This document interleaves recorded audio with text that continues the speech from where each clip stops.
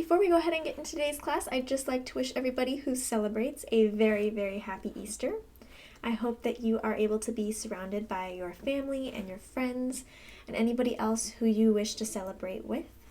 I hope you are able to do a lot of the fun traditions that come with Easter or any other ones that you do in order to celebrate today. And if you are watching today when this is released on Easter Sunday, thank you so very much for including me in your holiday, and I hope that I can give back to you by giving you some fun fantasy discussions. Let's go ahead and get started in today's class.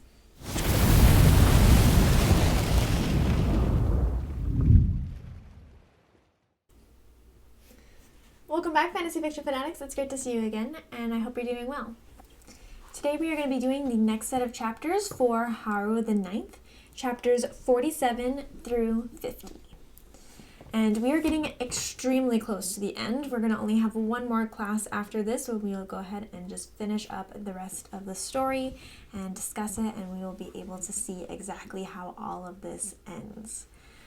Right now we are really in the middle of our climax, a lot of stuff going on, we're learning a lot of things, and I will say that's one thing that I do really like about Tamsyn Muir's writing style and the way that she formats her books is that both book 1 and book 2, though book 2 is extremely more confusing on the whole what's going on front versus the first one, she is really good about keeping the story where it makes sense without the main details, and then once you get those main critical details, you're just like, oh my gosh, this just changes everything, and all of it is falling right into place, and it's like, how did I even survive without knowing this information to begin with? So we really have a lot of big, heavy-hitting resolutions, really heavy-hitting information that's coming in that is just changing the game in many ways. And I find it very interesting that she can really set up this story to be where the ending just truly defines the rest of the story, and you just didn't realize that you didn't understand the bigger picture. Though book 2, you do kind of understand that you don't understand the bigger picture, but it just all comes together with these just major signifying events and information that just really knocks everything into place, and it makes it so everything comes together in a way that you didn't expect. So I really appreciate that about Tamsyn Muir's style, her writing, her books. I really think it's super interesting, and I've never seen an author do it quite as well and quite as on a big scale as these books are. So I do find it very, very interesting. Let's go ahead and jump right in with our recap. So at the beginning of these chapters, we have Harrow and the ghosts of the previous Cannon House people are helping her fight the sleeper that has haunted her or invaded her brain in many ways and wants to hurt her. So they are there to kind of do a seance or whatever in order to get the sleeper out of her mind and out of infecting her soul in many ways. And as they're setting up, they're getting ready, like we've already kind of seen that they were coming into this moment, the sleeper arrives and starts attacking and just wants to get to Harrow. So obviously they start defending when we switch over to Gideon, who is still fighting for Harrow and her's life. She runs into Ianthe, and Ianthe at first thinks that Harrow is there when really she discovers it's Gideon and is not very happy to see Gideon. And they're continuing going through the ship, and they end up meeting Augustine, or running into Augustine, and he just books it. Like, he is literally flat out running, booking it away from Gideon once he sees her eyes. He understands something about something and is just booking it away, which is a very interesting response. So Ianthe then ends up giving Gideon Harrow's letter, so if Ianthe ever meets Harrow from this situation, I guess, or I don't know how likely she thought that Gideon would come and possess her body, but she obviously had something in mind considering she left this note, and it includes her sunglasses in it. So that was pretty fun. I did enjoy that there was the sunglasses there. So then we jump back to Harrow and her struggle, and Abigail, with the help of Ortis and Harrow, kind of do a seance or some kind of necromancy that brings forth Matthias Nonius's spirit. And he is a previous cavalier, and he ends up helping defeat and defend against the sleeper. Nonius eventually kills the sleeper, and it is eradicated from Harrow's soul. And then several of the ghosts, including Nonius, ends up saying that they're going to go and come out of the river. I don't know. I think it's because they're entering the river, but they're going to try and enter the real world in order to help fight number 7. And then we have our switch back to Gideon and Eanth. Eanth is taking Gideon to see God. She is trying to figure out what they should do, especially since Harrow has vacated her body mentally. And they're on their way to see God when the door is already open to God's place. So they go ahead and are looking through, or kind of hiding and spying, and they see Cytherea's body that is now reanimated, tied up to a chair. And she is kind of accusing God of a crime against humanity, and that she is trying to sentence him to death, even though she's the one that's tied up at this point. And Mercy, Morin, and Augustine end up showing up and bursting into the room, just not having it right now. They're very much angry and upset. And they end up, it comes to light that Mercy and Augustine has been actually working with Awake, who is the short name of the spirit or whoever is in Cytherea's body right now, Commander Awake. And they provided God's sperm to Awake in order to conceive a child of some kind, and then to kill that child in order to access the locked tomb. So all 3 of them have been in this this kind of conspiracy in order to do this, and that Awake ended up having to carry the child that they wanted to create and give birth to it in order to complete this mission. Then we've got Gideon, who the Lector, not Gideon Nav, Gideon the Lector, comes in and kills Cytherea's body, which makes the ghost leave. We don't know 100% if the ghost is destroyed, but the ghost obviously had to vacate the body and is gone. And then God, after they're talking a little bit more of the details are coming to light. So God finally realizes that the child was his, and that Mercy, Morin, and Augustine was involved in this. And once that is completely revealed and Gideon realizes what's going on, she steps out and says that she is still alive. Sort of. And that's where we stop. So we actually had a very interesting stop when, at the end of this chapter, where she comes out and she says that she's not dead. And then God says, "Hello, not dead. I'm Dad." I really liked how we ended that chapter. That was an excellent chapter ending. Really made me want to keep reading more, wanted me to really involve myself in the ending and see exactly what's going to happen from here. The first thing I'd like to talk about are the ghosts. So we've got a whole group of ghosts or spirits that have been helping Harrow defeat the sleeper. And in doing so, they are literally chancing or literally risking their ability to have an eternity in the river. So they're whatever life they have left for whatever their spirit can exist, obviously they were alive, and then now that they're dead, they're still themselves though, and they do have some sort of afterlife in the river. But they are risking this afterlife by maybe becoming obliterated into nothing at all, a permanent death, in the sense of not even having a soul left, to help defend Harrow against the sleeper. So they're first taking this risk for somebody that they barely know, they barely liked if they did know, they had no real connection to in life, but they are all there in order to help Harrow. And I think that's super interesting.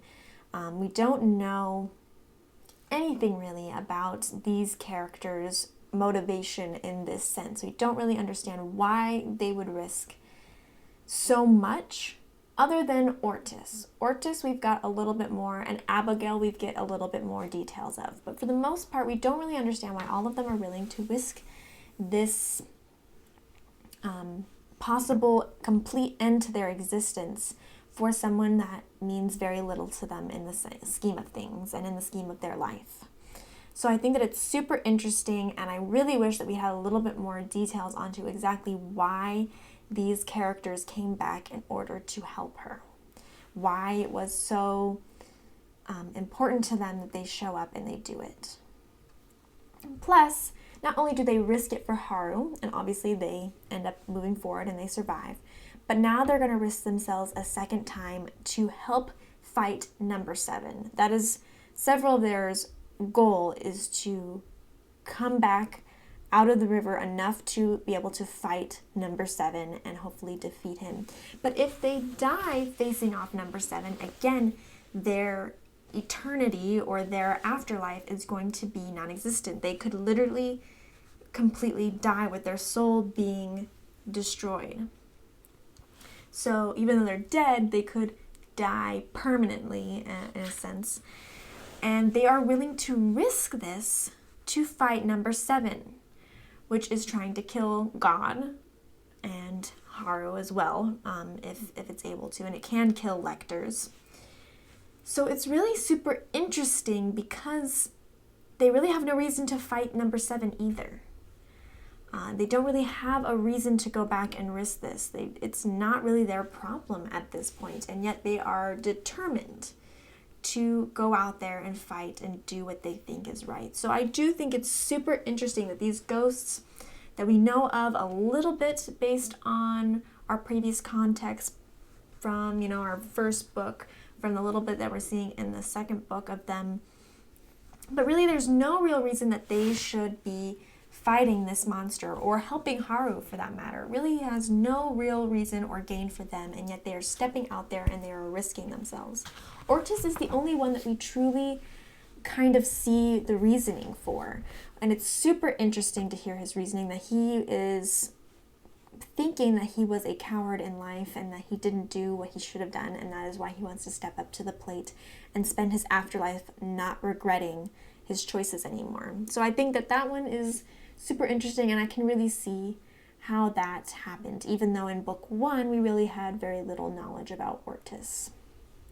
So I just think that this whole part and this whole dynamic is super interesting in wondering what the motivations of these ghosts are and what these dead people are doing and why.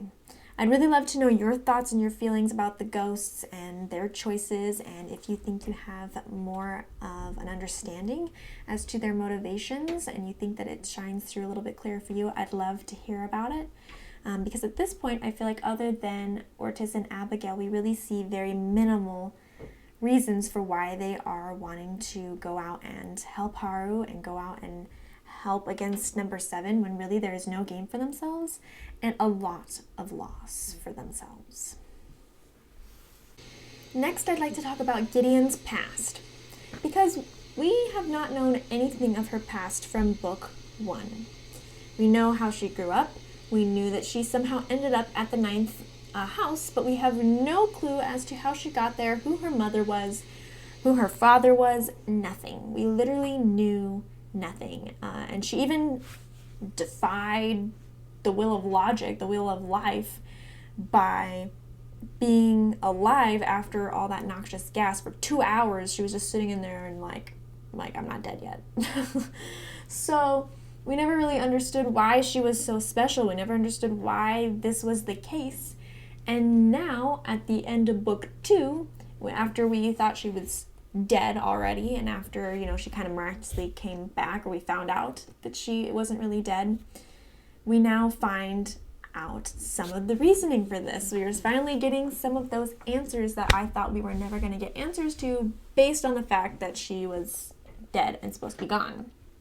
So, finally getting some answers, finally getting a little bit more background for Gideon, which is really great, though it does seem like we're setting her up to still not survive, so it's a little disappointing that way, that we're getting all this detail and we're getting all, it seems like at this point that she's a very special person, and yet she's gonna likely be gone again, if anything about what the ghosts were telling to Harrow is any indication.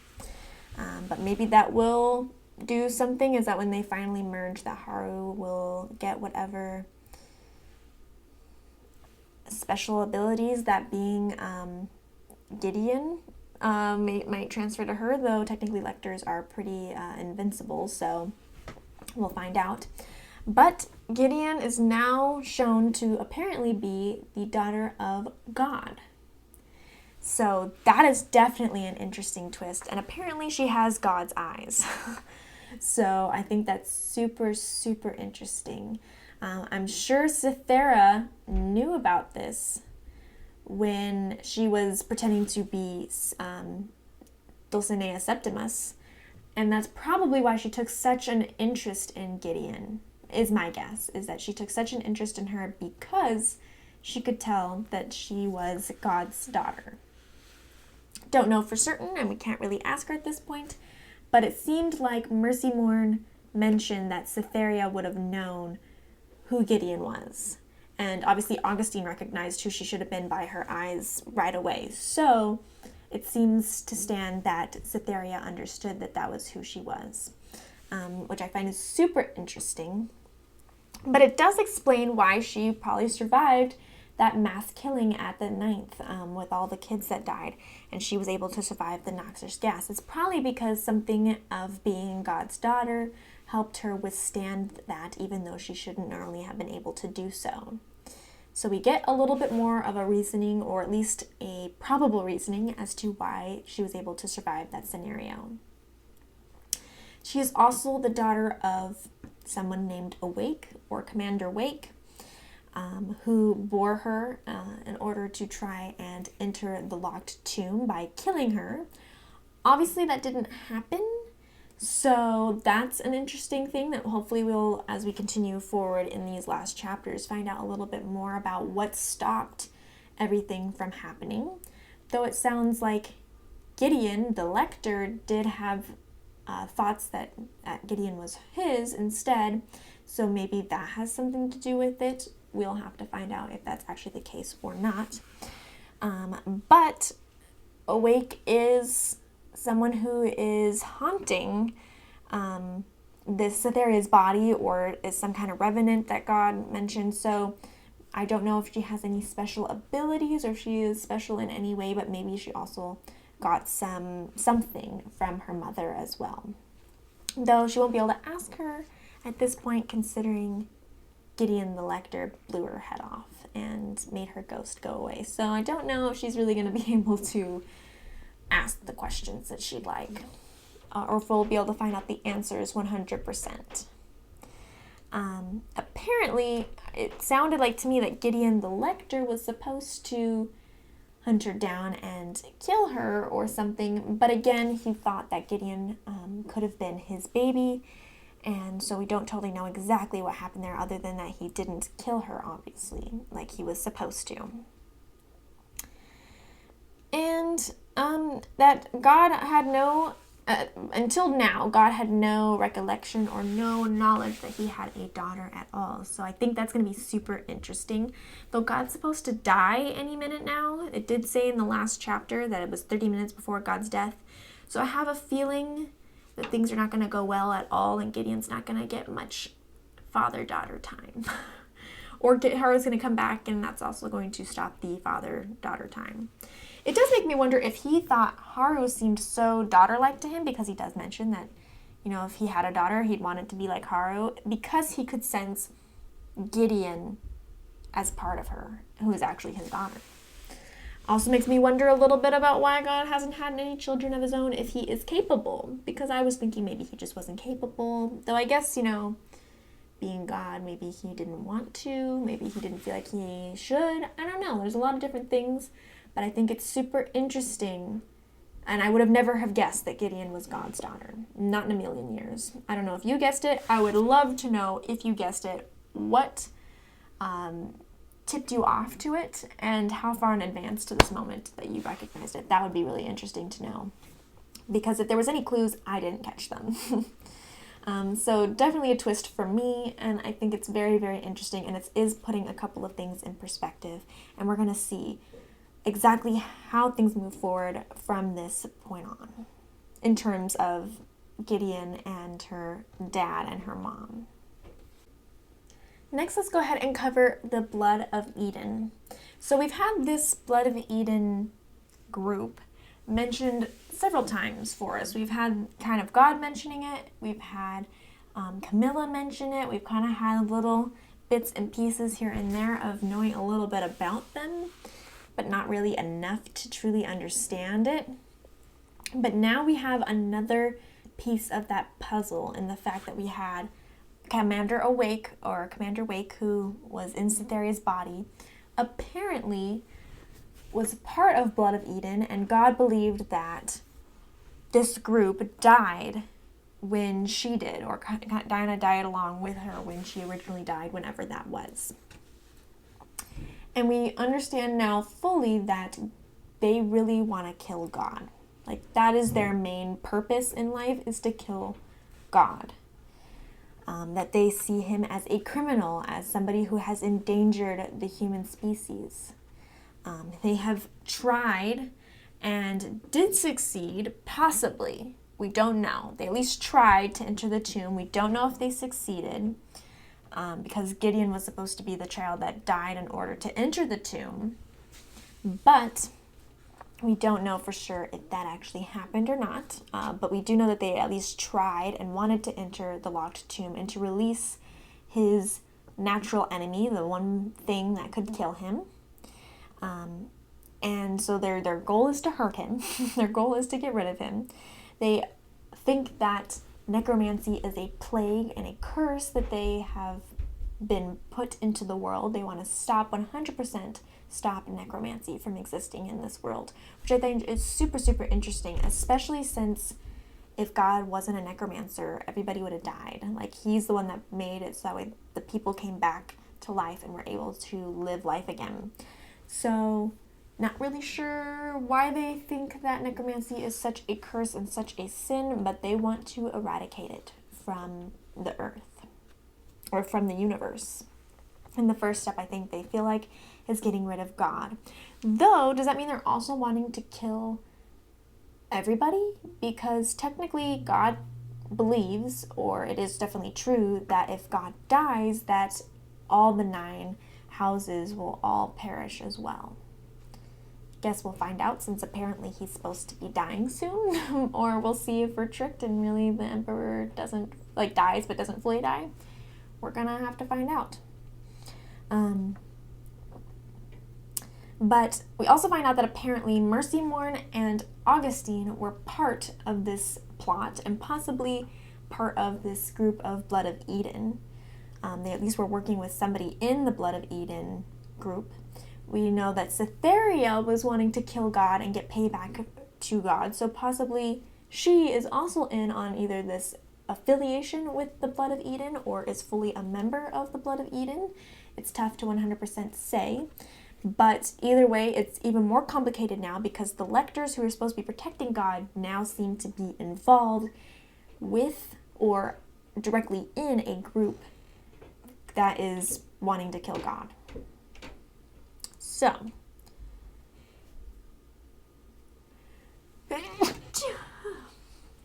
pardon me. So, it's kind of becoming more and more complicated. This whole thing is becoming more complicated, and originally when I started this book, well, not originally, that's a little bit too soon, not when I originally started, but when we really started hearing about the creatures that, are after God and are trying to kill him, has killed lectors before. The reason that they need lectors is to kill off these rebounds of the magic used to revive the worlds. I was thinking that God died because of those creatures. And it is possible that number 7 coming might still kill God. But considering they aren't fighting number 7 at this time, it seems like maybe Blood of Eden is a lot more to do with this killing of God. But we're going to find out.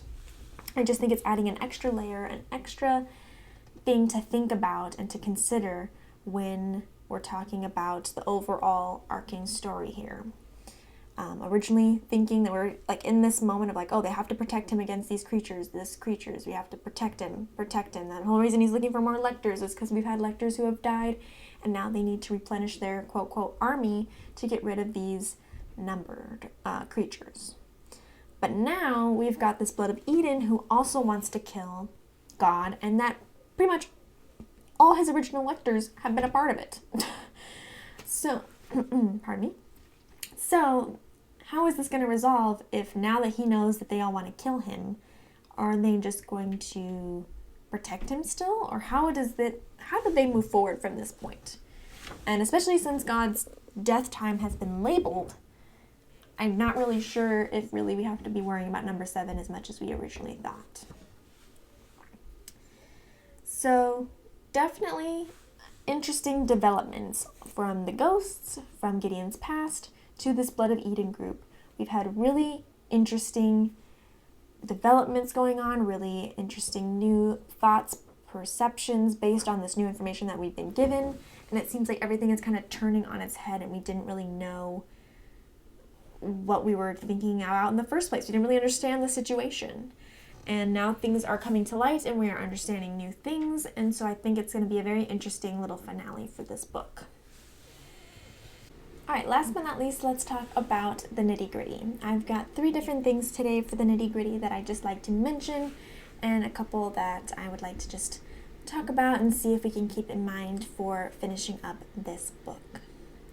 First thing was that I really liked Harrow keeping Gideon's sunglasses. I really liked how that ended up coming back, how Harrow was attached enough to her that if she did find a way to get her to come back, either in the way that she did, or maybe possibly being able to separate themselves, not really sure exactly what her intention was or what her thought was, that she would be able to give them back to her, but that she kept them just in case, I think really meant a lot and really shows how much that Harrow in the end cared about Gideon. So I really liked that was an element, as well as that Gideon then put them on. I'm not really sure why Gideon the Lector took them. I'm not sure what that was about, but I did really like that Harrow kept them and was able to preserve them for her.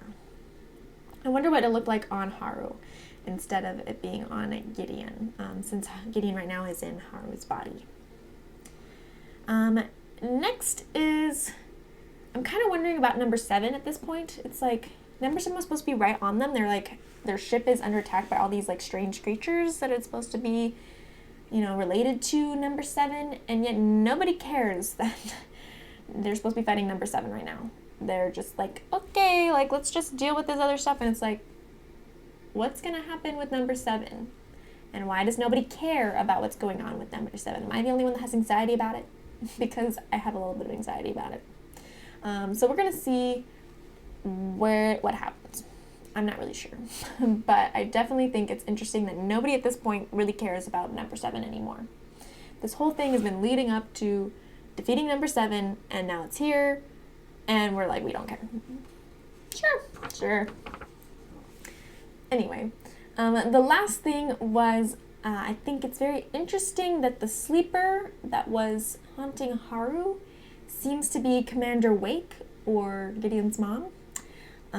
It was mentioning red hair, it mentioned the two-hander, and it mentioned the tag that said awake on the sleepers. So it's very interesting that the sleeper is connected to Gideon's mom, Awake. It does make sense when you're thinking about how Abigail said, oh, we can eradicate it from your body, but it's connected to another external something. So it probably was Cytherea's body that she was mentioning. But why exactly is Gideon's mom haunting Harrow and wanting to kill Harrow?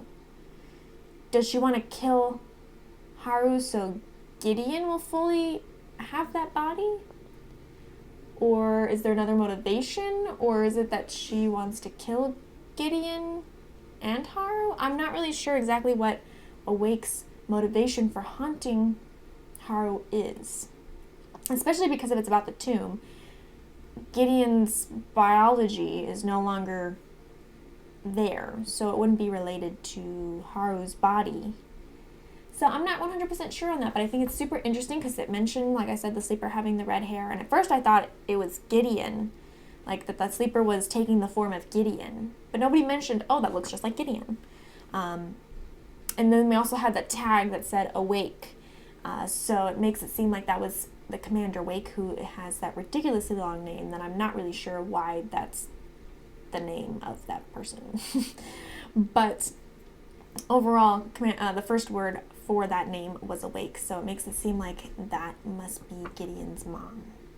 So super interesting, though I'm not really sure why, or if we'll find out the reasons for it. We're gonna find out. But I'd like to go ahead and keep that in mind as we're moving forward and seeing if we get that last thing finalized for us in this last set of chapters. Okay, so that's all I had for chapters 47 through 50. We're going to finish up the story in our next lesson and be able to finish up book 2 of the Locked Tomb series, which is super exciting. Hopefully you guys have enjoyed our discussions on it and we can see how we're going to wrap things up. Before we go ahead and finish up for today, I'd just like to go over the trivia. If you'd like to join the trivia, you're welcome to head over to fantasyfictionfanatics.net. It is over there, the trivia question. It's going to be on the right-hand side. If you scroll down just a little bit, it will be there. You can answer it there, and you'll find out next week if you got it right or not.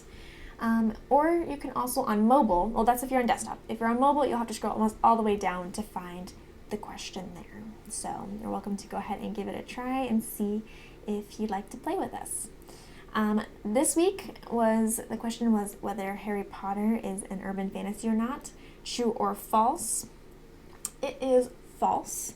Nice job to Terry. I had several people who said yes, that it was a true statement, and I must have tricked you guys pretty good on this question. So nice job, Terry, for knowing the correct answer.